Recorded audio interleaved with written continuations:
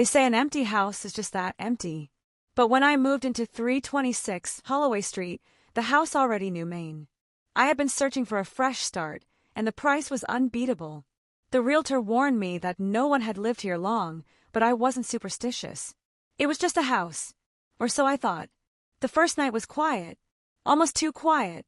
The walls seemed to absorb sound, my footsteps dull on the old wooden floors. I told myself I was imagining things when I heard faint whispers drifting through the hallways. Then it spoke my name. At first, I assumed it was my mind playing tricks on me. But the voice came again, a breathy whisper, sliding from the vents, curling around my ears. Daniel. I didn't sleep. I told myself it was just settling noises. Old houses groaned, after all. But then, my phone began typing messages on its own. Get out! The next day, I found my bedroom door locked from the outside. No matter how hard I pulled, it wouldn't budge. Minutes later, it creaked open on its own. That night, I heard footsteps in the attic.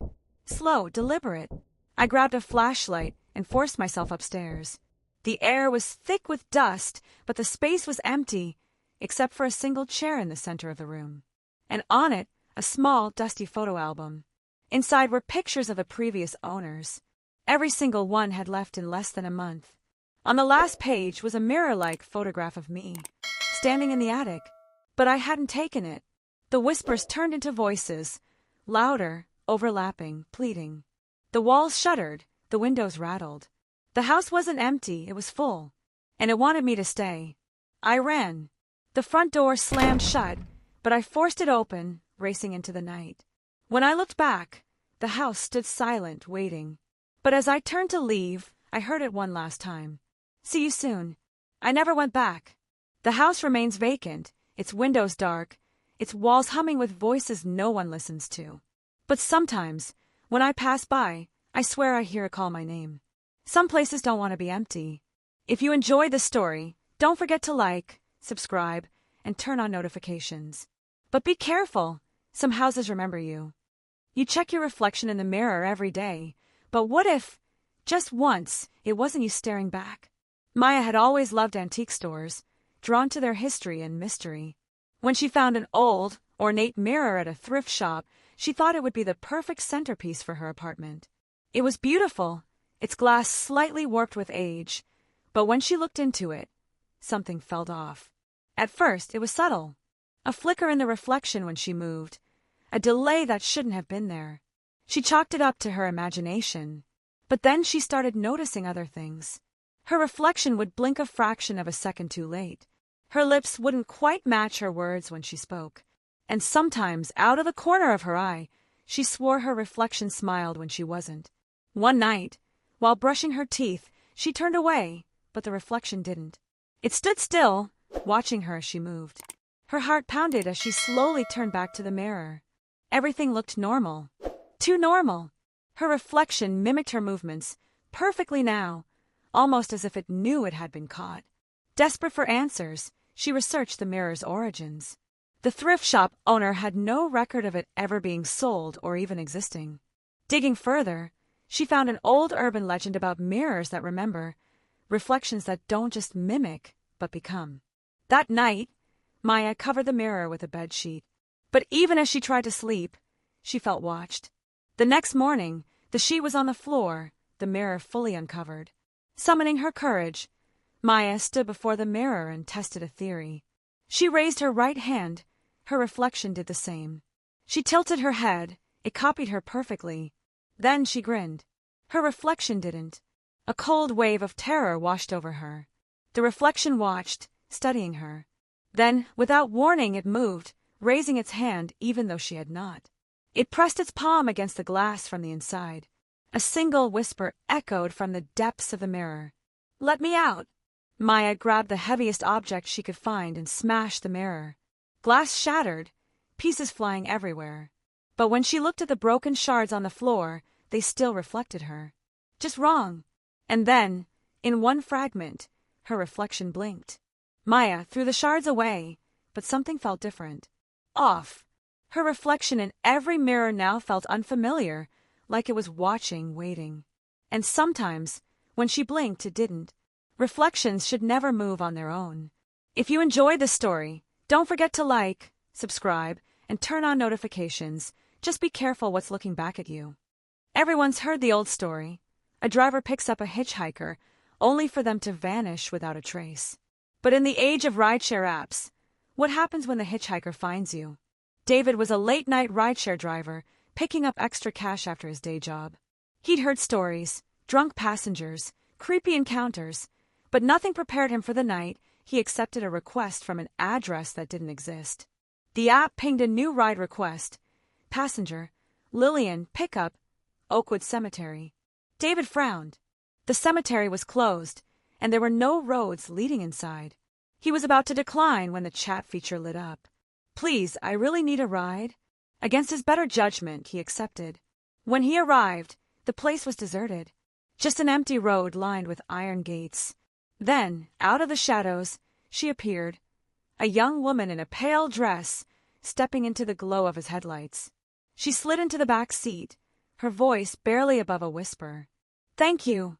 As they drove, David tried making small talk, but she remained quiet, her voice soft, distant.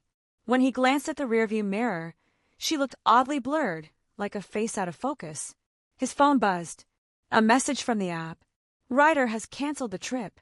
David's stomach tightened. He checked the back seat. She was still there. Looks like the ride got canceled, he said, his voice shaking. She didn't respond.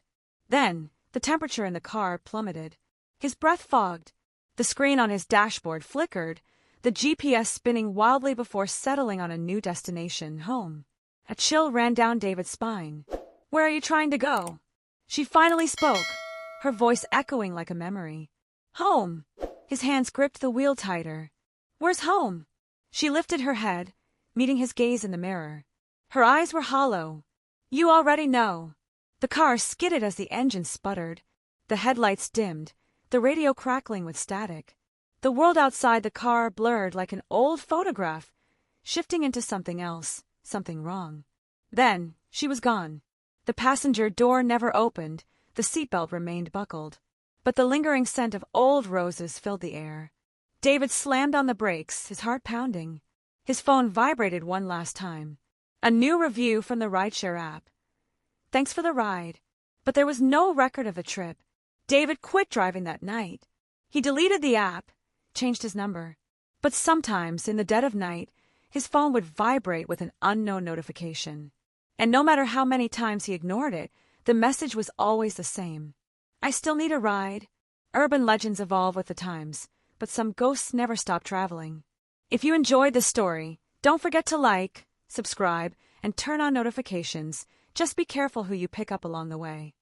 Strange noises in your apartment's vents are easy to dismiss until they start calling your name. Jake had lived in his apartment for 3 years, never thinking much about the occasional creaks and groans of the old building. But recently, he'd noticed something different, the sound of whispering coming from the air vents at night. At first, he told himself it was just the pipes, or maybe his neighbors. But then one night, it said his name. Jake froze. The whisper had been faint, almost playful. He pressed his ear to the vent, his pulse pounding. Nothing. Maybe he was imagining things. But as the nights went on, the whispers became clearer, more distinct. They spoke in a hushed, knowing tone, saying things that sent a chill down his spine. I see you. Don't turn around. You left the closet open. One night, curiosity got the best of him. He unscrewed the vent cover in his bedroom and aimed his phone's flashlight inside. The beam illuminated a narrow, dust-covered passage that stretched into the dark. Something shifted. Jake's breath hitched as he saw what looked like fingers retreating into the shadows. He scrambled back, slamming the vent cover in place. Heart pounding, he convinced himself it had been a rat, or some trick of the light. But then the messages started appearing on his phone. Unknown number. No caller ID. The first one read, "Why did you close the vent?" Jake deleted the message. A second one followed. "You shouldn't have looked." His hands shook as he turned his phone off. The whispers that night were louder. Closer. He felt watched, like something was just beyond the vent, waiting. Unable to take it anymore, Jake decided to move out. He packed his bags in record time, avoiding the vents at all costs. But as he grabbed his keys, His phone buzzed again. Don't go. We're not finished yet. Every vent in the apartment rattled at once. The air became thick, heavy, suffocating. A low chuckle echoed through the ducts. Then, his bedroom vent burst open. Jake bolted. He didn't stop running until he was in his car, engine roaring, speeding away without looking back. He never went back for his things. The apartment management claimed they found nothing unusual. The next tenant never reported anything strange. But sometimes, in the dead of night, Jake still gets messages from an unknown number. And no matter where he moves, there's always a vent nearby. Some things are better left unseen. If you enjoyed the story, don't forget to like, subscribe, and turn on notifications. Just be careful what's hiding in your vents.